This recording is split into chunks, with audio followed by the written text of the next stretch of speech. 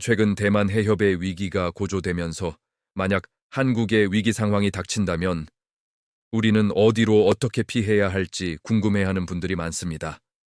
그래서 오늘은 군사적인 내용을 모두 빼고 오직 민간인 입장에서 생존 확률을 현실적으로 높일 수 있는 피난의 개념과 원칙, 그리고 장소 유형을 정리해드리는 팩트 기반 가이드를 준비했습니다. 많은 분들이 전쟁이 나면 해외로 탈출하는 걸 가장 먼저 떠올리시는데요. 현실적으로 이건 극소수를 제외하면 거의 불가능합니다. 공항과 항만은 가장 먼저 통제될 테니까요. 그래서 우리는 생각의 방향을 바꿔야 합니다. 폭탄이 떨어지지 않는 완벽한 안전지대를 찾는 게 아니라 우선 타격 대상이 아니면서 장기적으로 버틸 수 있는 곳들 찾는 것이 훨씬 현실적인 생존 전략입니다. 피난은 단순히 멀리 도망가는 게 아니라 위험으로부터 한 단계 멀어지는 현명한 선택이어야 합니다. 그렇다면 가장 먼저 피해야 할 곳, 가장 위험한 지역 유형부터 알아봐야겠죠. 첫째, 수도권 핵심 도심입니다. 서울 같은 곳은 국가지휘, 행정, 금융, 언론의 중심지이자 인구가 극도로 밀집된 곳이죠. 직접적인 공격이 없더라도 통신이나 전력이 끊기고 식량난과 치안 문제가 발생할 확률이 가장 높은 곳입니다. 혼란 그 자체가 가장 큰 위협이 되는 거죠. 둘째, 부산항이나 인천항 같은 대형 항만과 공항 인접 지역입니다. 이런 곳들은 군사 물자는 물론 민간 물류의 핵심 거점이기 때문에 직접적인 군사 타격 대상이 아니더라도 해상 봉쇄나 운항 통제만으로도 기능이 마비될 가능성이 높습니다. 지역 경제가 가장 먼저 무너질 수 있다는 뜻입니다. 셋째, 병택이나 오산 같은 대규모 미군 기지나 군사시설 주변입니다. 흔히들 이런 곳이 가장 먼저 공격받을 거라고 생각하지만 사실 전술적인 타격 가능성보다 더 무서운 건 우발적인 확전이나 오인 사격, 사고의 위험입니다. 예측 불가능한 변수가 너무 많은 곳이죠. 넷째, 울산이나 여수 같은 대규모 산업단지, 정유공장, 발전소 밀집 지역입니다. 이곳 역시 직접 공격 대상이 아닐 수 있지만 만약 사고나 정전으로 유해 물질이 누출되거나 대형 화재가 발생하면 그 피해는 상상 이상으로 치명적일 수 있습니다. 그럼 반대로 상대적으로 피난하기에 적합한 곳은 어떤 조건을 갖추고 있을까요?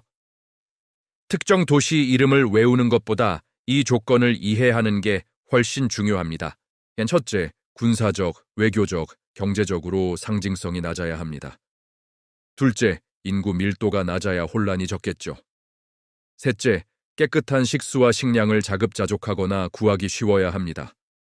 넷째, 전력이나 통신이 끊겨도 버틸 수 있는 구조여야 하고요.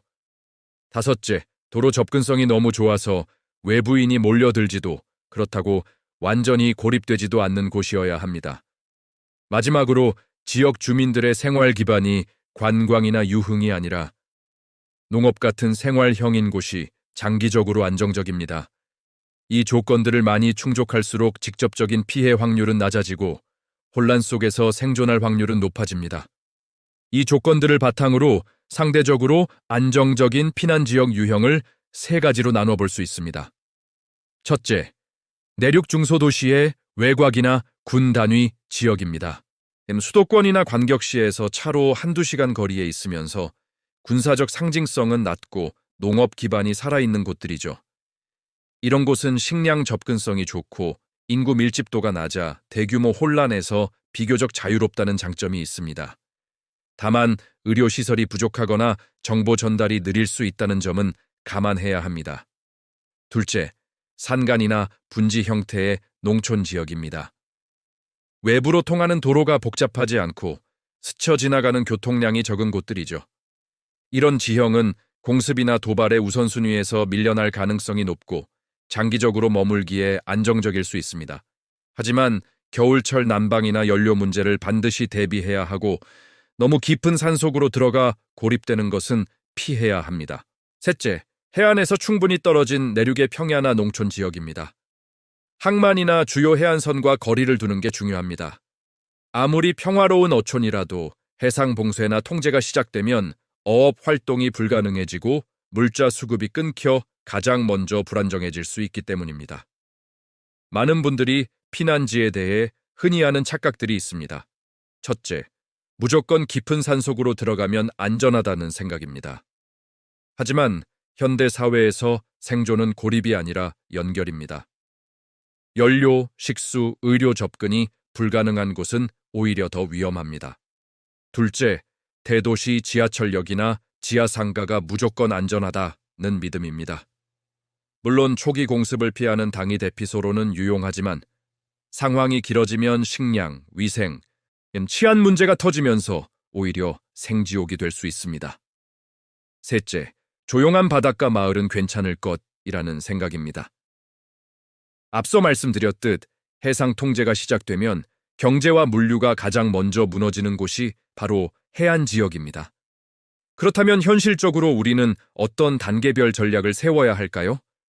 먼저 1단계, 위기 발생 직후에는 즉시 분산 이동을 해야 합니다.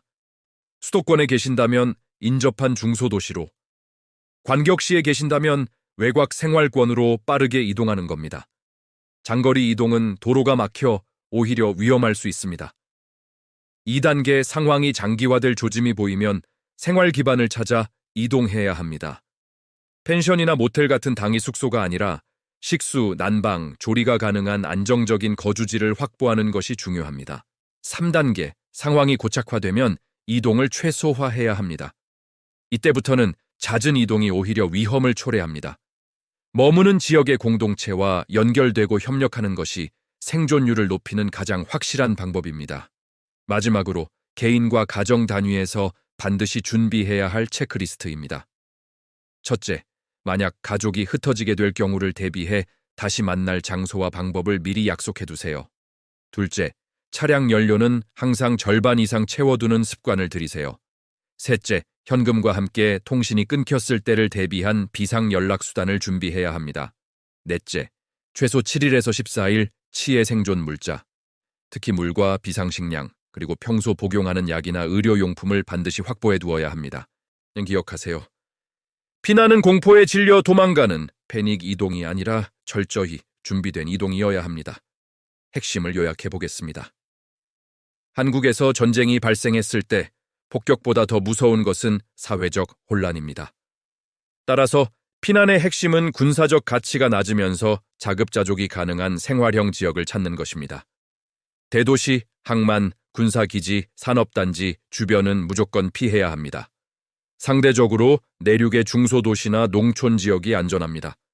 위기 초기에는 신속하게 분산 이동하고 상황이 길어지면 생활 기반을 찾아 정착한 뒤 고착화되면 더 이상 움직이지 않는 것이 현명합니다. 한 문장으로 정리하면 이렇습니다.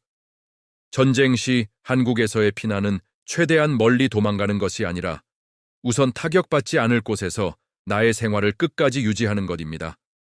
오늘 내용이 막연한 불안감을 조금이나마 덜어내고 현실적인 대비를 시작하는 계기가 되었으면 좋겠습니다. 다음 영상에서는 전쟁 단계별 개인 생존 체크리스트나 가족 구성원에 따른 피난 전략의 차이점에 대해서도 더 자세히 다뤄보겠습니다. 시청해주셔서 감사합니다. 구독과 좋아요는 더 좋은 콘텐츠를 만드는 데 큰 힘이 됩니다.